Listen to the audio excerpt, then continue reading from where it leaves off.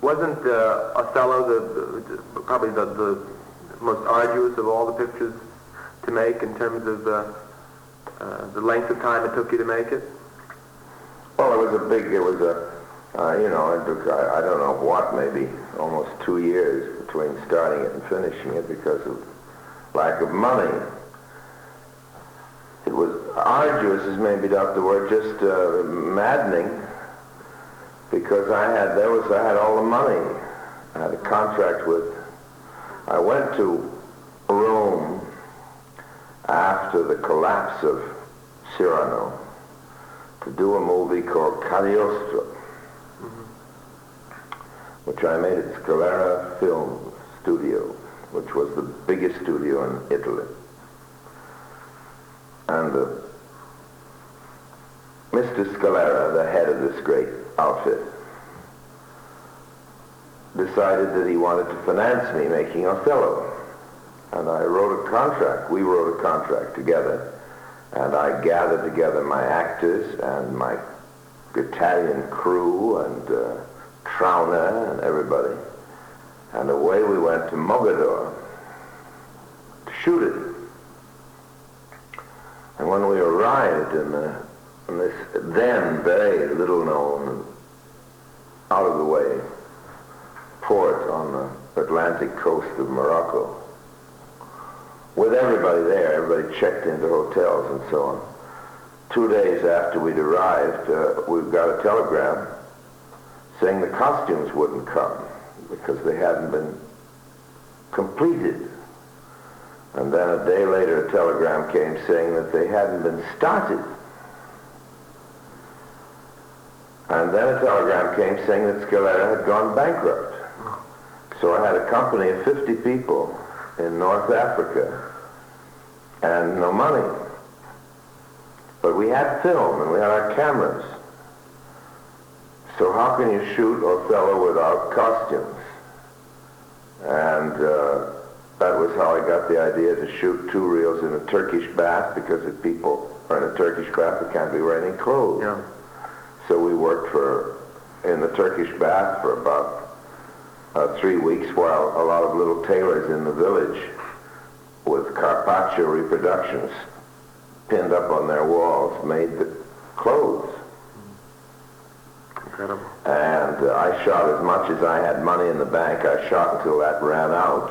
Your own money? Yes, and then everybody had to go home till I could earn some more or find some more. In fact, we stayed another week by virtue of a fellow who arrived and arranged free sales for some strange countries like Dutch East Indies and Turkey and places like that. And we got together about $6,000 or $7,000 and stayed on a week or 2 more, thanks to him. Mm-hmm. And I gave him the role of Lodovico.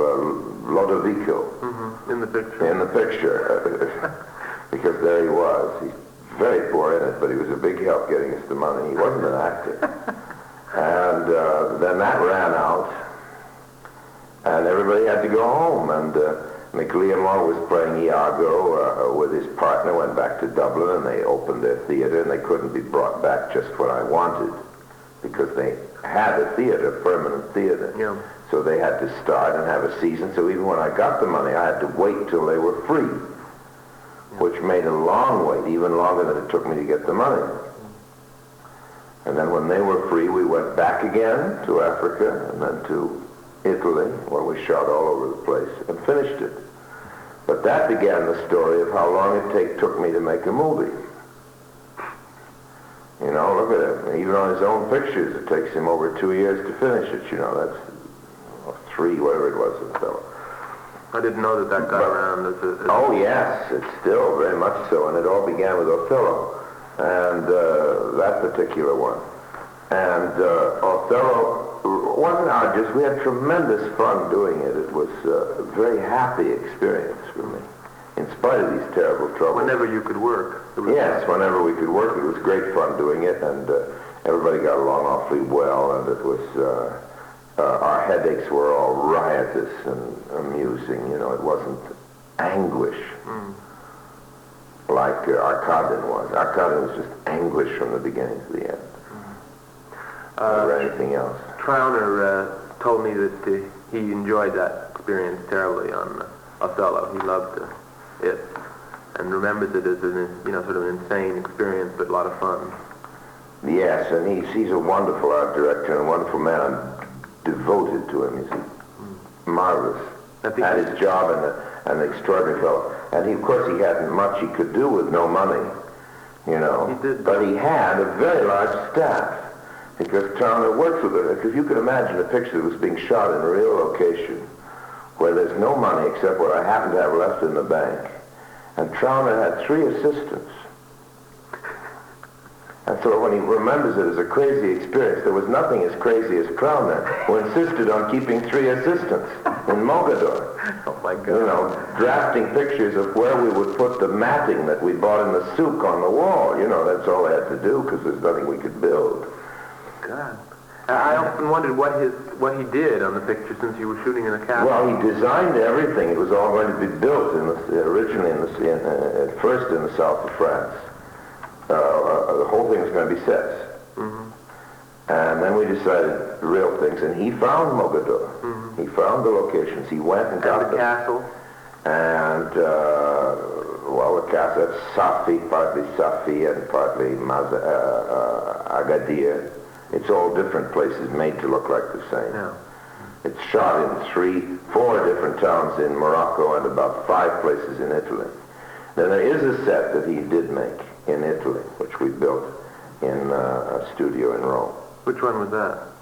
Well, it's the Doge's palace, mm-hmm. And poor Trauner was reduced to, a mere wisp of what his original conception was. Did you feel Othello was a weak man? Why is he destroyed so easily, or is he not so easily destroyed? He's destroyed easily because of his simplicity, not his weakness. He really is the archetype of the simple man, and he's has never understood the complexity of the world or of human beings. He's a soldier. He's never known women. It's a favorite theme of Shakespeare's. You see, the curious thing about Lear too. Lear clearly knows nothing about women and has never lived with them at all. And doesn't understand his daughters at all. I'm saying women. Yeah, women. Women. His wife is dead. She couldn't exist. The play couldn't happen if there were Mrs. Lear, obviously. He hasn't any idea what makes women work. He's a man who lives with his knights. He's the all-male man whom Shakespeare, who was clearly tremendously feminine in many ways, regarded as a natural-born loser in a tragic situation. Othello is another fellow like that. Total incomprehension of what a woman is. And treats her, in fact, yes, in the picture. Within this, the whole treatment of her when he kills her is the treatment of a man who's out of touch with reality as far as the other sex is concerned. All he knows how to do is fight wars, and deal with the anthropophagi, men whose heads do grow beneath their shoulders. Yeah. And that's in fact his tragedy then. Yes. He also he couldn't imagine a person like Iago, could he? No, or neither can a lot of critics, as a result of which we have 8 libraries full of idiot explanations of Iago, Yeah. And when everybody has known an Iago in his life, if he's, been anywhere. You pointed that out to me. I didn't realize it. Somebody said that there was an implication of impotence in Iago, and that didn't sound like you, or you said it somewhere, and I thought it didn't sound like you saying that. You do? I admit it. I don't think that is necessarily the truth of the play, but that was the key to that movie, is that he was impotent, yes. That he couldn't get in between the sheets. Of course, there is that talked about toward the end. That's right. In the play, it's pretty clear that that isn't so. It was just a way of helping the audience over that hurdle and a way for McLeomore to play it. When I did it in the theater afterwards, there was no suggestion of it, but I think it's a perfectly valid way of doing it. Yeah. In the movie, that is the way it's played. But that's... Sorry to disappoint you, well, but no, I must be honest. I can see that now that you say it, but what came across to me much more than that, I don't think it's central, but it was an element that we used for the actor. For the actor, because... Yes. I wasn't anxious for the audience to understand it. Yeah, because... It was important for the actor to have it as a means to performing the part. So that's what I meant when I said it didn't sound like you. Right. No, I wasn't informing the audience of that, but if you can find it, more power to you. It was basically something to use Stanislavski, Argo, to use. Mm-hmm. And I do a lot of that with actors. Yeah. I'm always making fun of the method, but I use a lot of things that are from that. Just to help the actor. Yes. Does Othello feel guilt at the end after Iago is proven guilty? You think Othello feels it? Depends on how you play it. Well, in your picture. I wonder. I've forgotten because I played it afterwards in the theater, and I remember my performance in the theater much more clearly than in the movie. Yeah. Well, the movie performance was so cut up, wasn't it? Overcontinence and so on. Yes. I mean, in that sense. Yes. No, but I mean, it's just... it's a great performance. I just did it later in the theater, and you remember it? Much more clearly because I revised a lot of my ideas about playing it in the theater. Well, did you feel guilty in the guilt in the stage production of it after Iago is proven guilty? I don't think guilt is the right word. I think when you're on that level of, Othello is so close to being a French farce, because all he's got to do is say, "Show me the handkerchief," and you ring down the curtain. If you analyze it, yeah, it's so close to being an idiotic farce that it can only exist on a level very close to real tragedy. And when this, he is so blasted at the end of this thing that I don't think, I think guilt is too small an emotion. And anyway, he's not a Christian. That's true, isn't it? That's central to the character, is that he's not Christian. Not a Christian,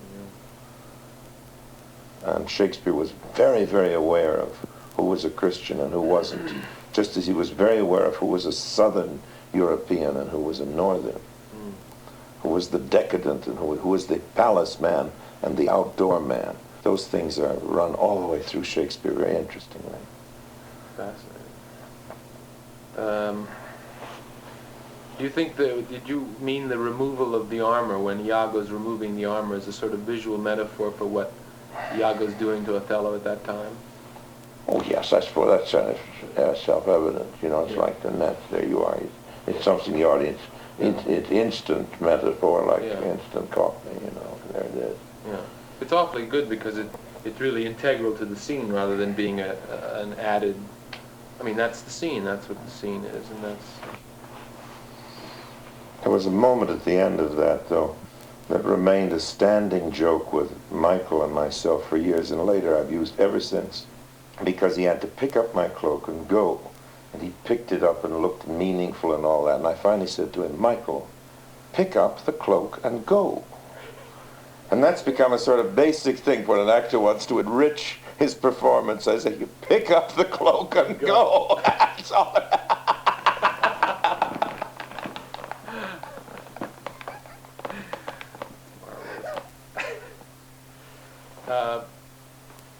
Why did you give Rodrigo a white poodle? Because the Carpaccio is full of them. Oh, it's not a poodle. It's a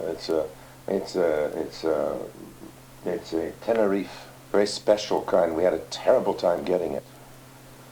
And it's pure Carpaccio. All the dandies in Carpaccio fondle exactly that dog. It just runs all the way through Carpaccio. On which all the costumes were based, and everything was based on Carpaccio. And that's almost a trademark. It's like Whistler's Butterfly. They're always clinging to these terrible little dogs. These dandies are. I haven't seen those paintings, obviously. Extraordinary, and it looks, it's right, you recognize Othello, because we copied, there was no designing. Where'd you They find were that simply wonderful made. set in the, when they're, I think it's similar to the set where you die with her, when you fall at the end with her. But there's a thing where they run around and there's water on the bottom. Yes, it's a Portuguese cistern in a town in Morocco called Safi. Beautiful Portuguese cistern. Is it the same place as you die? No. It isn't the same. It looks similar. No, it looks similar. I wanted it to. That's why I found a place in Viterbo, in Italy, where that happens. So that it seems to be part of the same castle. That's why you believe it. Yeah. If it's not Well, that, it's it's circular. Yes, thing. and when I use the circular thing as a part of it. Motif? Is architecture the word we are searching for? Yes. Did you consciously go in Othello from bright lights into shadows? Yes. The I like, beginning? yes, I think, I don't know, consciously, I don't think anything visual that you see in a picture of mine is unconscious. Well, I don't mean unconscious. And certainly deliberate, sure, it's Yeah. all part of it. It isn't the kind of Germanic master plan that's made in the study before the picture No, is but when made. you're doing But it- it evolves and becomes a plan. Yeah, Because I make a master plan and then throw it away, but I make it. Yeah. I didn't know that. Yes, I don't, not shots, but the whole, See the I project the whole movie, and then it never bears any relationship to that afterwards. None? None. Really? Now, someday one of them will, but there's always some reason why it can't. There aren't any sets, so I have to shoot it in the railway station or Yeah. in the Turkish bath, which is the fish market or something, you know. Well, you have to be very flexible then. Yes, and I am. Yeah. I like to be. There's nothing depresses me more than Rigidity. the rigidity in movies. It gets terrible when they just sit down and wait for the cloud to go or the noise to stop or whatever it is. You work. I always go. Work through it. Something else, find out something Right. else to do. You know, 8 reels later, there's always something to do. I never wait. No, I think you're too impatient also. No, because I think the movie dies. I don't mind waiting. I'm lazy physically. I'd be very happy to sit. But I think the movie dies. The actors and the crew and everybody. Yes. It's a basic part of my, the way I work with a group of people is that I always move. But not because I'm impatient, but because of what I think will happen to the picture if we don't. And you keep the energy of the picture Yes. up all the time. Yes. Try to get it as close to a dress rehearsal as possible, and as far away from a first reading. All the music in your films, when it's your music, with the exception, I guess, of Touch of Evil, which isn't that kind of movie, it has a classical quality to it. There's nothing cheap about the music in your pictures. I mean, it sounds good on its own, I think, although it doesn't detract. Well, of course, I attach an awful lot of importance to it. But I mean, it must go back to your early... To radio and your, the theater. And your early love of music. Yes, I mean, good all that, all those things. And I was very lucky in having Benny Herman for a while, and since then I've used some good composers, but I tend more and more now to get music that isn't composed so that I can control it, so that I'm not at the mercy of what he turns up with after he's already under contract. How do you how do you get music that isn't composed? What do you mean? Well, just already written. I see what you mean. Yeah. Classical or whatever. Well, the music in Othello, for instance, was wonderful. Yes. Well, that's an extraordinarily talented man. The composer we're talking about in this exchange is Francesco Lavagnino. He did the music for Chimes at Midnight, too. I think it's extraordinary, the music for the battle. Yeah, great. That's right. It is. But that's, I took it and I played it 3 times over at Shelter and all kinds. I did all those kind of Beatles tricks with it, but still awfully good. But Othello was superb. Great score. You know, we had, he used 40 mandolins at one time. You know, and that main theme, the opening theme of the funeral, is just hair-raising. It's so good. Yes, it's really great. Some people have said that they thought that Arkadin was patterned after Lowenstein, Kruger, or Zaharov, but nothing of that. No, they were all sly. You know, I'll tell you what he is. He occupies a position similar to theirs, but his character is not based on any of them. If there's any real man, he's, you know, there are elements of Stalin. Where did you get the idea for those Goya-like masks at the party? They are not Goya-like. They're from Goya. They are. They are all exactly made from Goya. Every one of them is exact reproduction of a Goya etching. Well, why did you decide to do that? Why not? You know, if we're going to have a party. A party in Spain, you know, why not? Yeah. I felt that all the characters in the movie were very lonely. Yes, that's it. That's the, yes. You know, everybody, and they all sort of look back on a sort of a weird, lonely past. Yeah. Particularly, most movingly, I wouldn't say particularly, but most movingly conveyed by that lovely scene with Katina Paxino, which you Yes. through that scrapbook, which I think is maybe the best scene in the picture. Yes, I guess it is. It's just That and Zouk. Yes, the two of them. Zouk is Tamira. Yeah. Yes, yeah. Well, that's been I remember, there's a name I remember. You see. Yeah. I love the name, so Zouk, that's why. And also, Redgrave is marvelous. Yes, but that's not on the Comedy. same level. It's No. it's a wonderful turn and marvelous score. performance, but the scrapbook's the best thing. And she was so great in it. She really was. When you wrote the novel of Arkadin, did you plan I it? didn't write the novel of Arkadin, or have I ever read it. You didn't write it? Didn't write one word of it and never read it. How could they release it with your name on it? Maurice Bessy wrote it in French, published it with Dolivet, my partner in the movie's permission, Not yours. not mine. I have neither written it nor read it. Well, that's rather awful. I mean, you know, it's been published in every I know, language. I know. And signed by you. I know. It was sold. I gave permission For a for novel a to be... serial to be made, to be sold to the Daily Express, to run with my name. Because who cares in a newspaper for 6 issues just before the opening in London to sell it? Mm-hmm. And that permission apparently Was went for everything.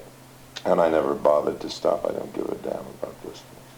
But I never read it. Oh my God. I've seen it in bookstores and all that. You know, that's very funny because it's quoted in a couple of books, you know, about you, see, and they talk about the style of the writing and that being rather simple and you know, very. And I read this section, and I keep saying, "She's really not very good," you know. And I thought, well, so he was in a bad. He wasn't in a particularly because it doesn't have any particular style at all. No, it's some hack did it. I don't think even Bessie. I think he got some hack and worked on it. It was originally in French, and then for some French newspaper, then sold to the English to promote the picture. Well, I never got a dime from it either. God. Well, it was published in hardcover. Yes, Here. and in England and in the continent, Paperback and everything. all that. I've never read it, much less written it.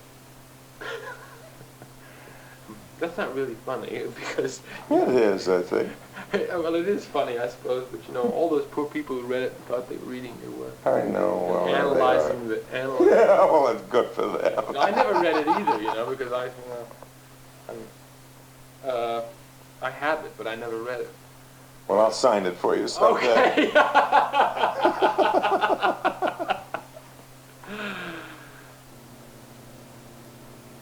I've never seen Dietrich have such an incredible spirituality as she has in that movie.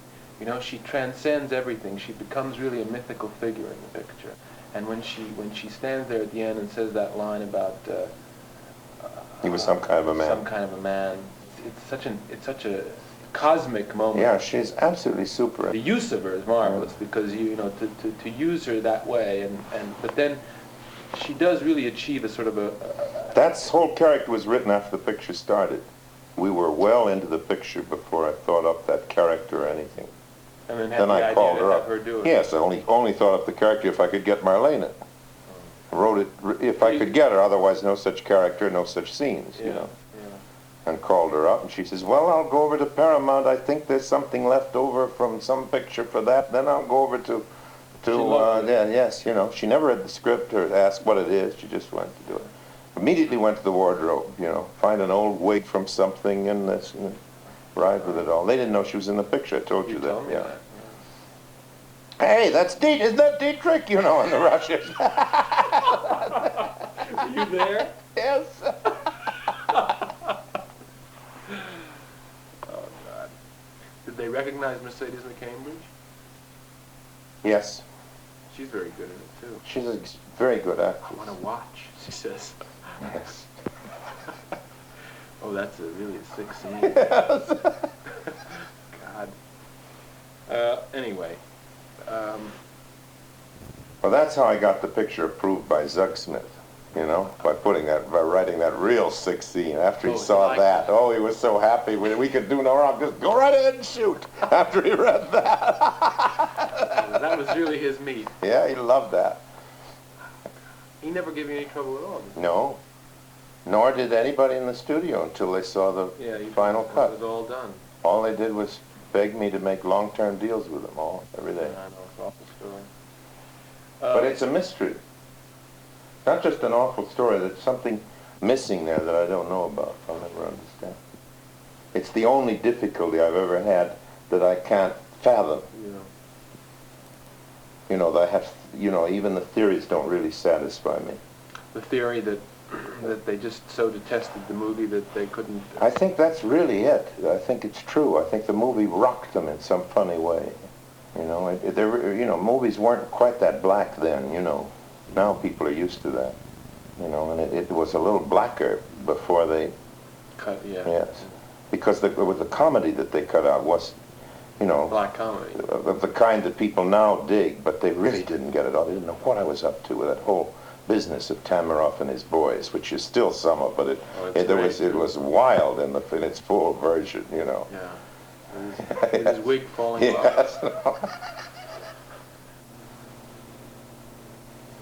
There was a whole thing about the Grandy, the whole quality of Grandy. That's Akim Tamaroff, with the wig falling off and all that. That was all that kind of black humor that a lot of which was cut. Yes. And well, the blind woman wasn't supposed to be funny. No, not at all. But I just wanted to talk a little bit about Akim Tamaroff's character and that whole conception of the sort of slightly ridiculous heavy.